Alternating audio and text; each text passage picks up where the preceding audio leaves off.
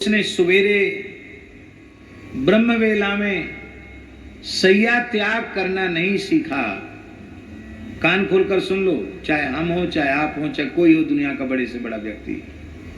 जिस व्यक्ति ने ब्रह्मवेला में सैया त्याग करने का संकल्प नहीं किया, जो ब्रह्मवेला में नहीं जगता है, उस व्यक्ति के जीवन में न तो भौतिक उन्नति संभव है, ना ही आध्यात्मिक उन्नति संभव है। दैवी संपदा के गुण उसमें आ ही नहीं पाएंगे। दैवी संपद विमोक्षाय निबंधाया सुरीमता। दैवी संपत्ति मोक्ष के लिए है, आसुरी संपत्ति बंधन के लिए है। इसलिए प्रत्येक व्यक्ति को ब्रह्मवेला में उठने का निश्चय करना चाहिए। हमें जानकर यह बड़ी प्रसन्नता हुई कि हमारे भरत चरित्र के प्रधान मनोरथी पंडित श्री देवराम दास जी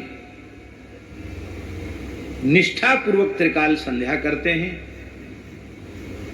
और ठीक 3 बजे सैया का त्याग कर देते हैं। ऐसी नथमल जी भी 3 काल की संध्या नियम से और ठीक 3 बजे अपनी आसन का त्याग कर देना। ये बात हम इसलिए कह रहे हैं कि ऐसा नहीं है, गृहस्थों में भी इस प्रकार के उदाहरण हैं। हम लोगों को प्रेरणा लेनी चाहिए। अब फिर कहेंगे कि क्या करें, रात भर नींद ही नहीं आई। क्यों नहीं आई नींद भाई?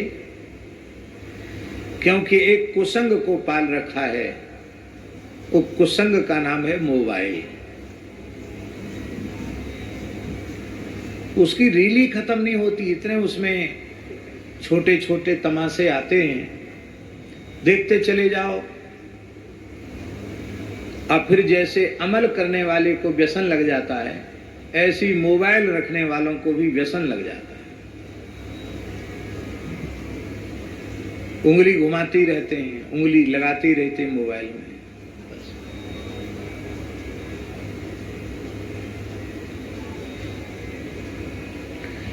अब पूरी दुनिया इसी पर चल रही है। लोग अच्छा उपयोग भी कर रहे हैं, तो कोई बात नहीं, हमारी चले तो हम तो इस उपकरण को ही बंद करवा दें। कहीं काम कैसे चलेगा? अरे भाई काम कैसे चलेगा? इतने पुरखा थे, उनका काम नहीं चलता था क्या? नहीं चलेगा तो नहीं चलेगा, क्या जरूरत है चलने की आवश्यकता क्या है? न चले। संसार नाशवान है और यहाँ की कोई भी उपलब्धि उसका कोई महत्व नहीं है, तो न चले तो न चले।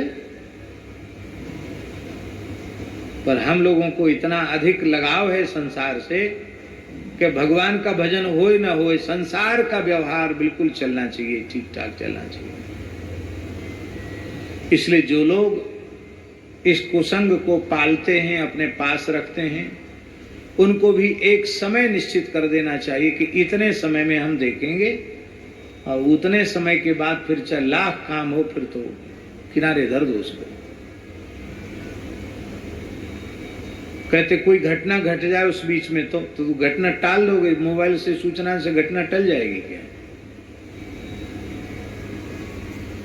इसलिए ये सारी बातें, सारे बहानेबाजी केवल इसलिए हैं कि हम सबका शरीर संसार के प्रति बहुत अधिक राग हो चुका है। उस राग के कारण हम लोग बहाने बनाते हैं।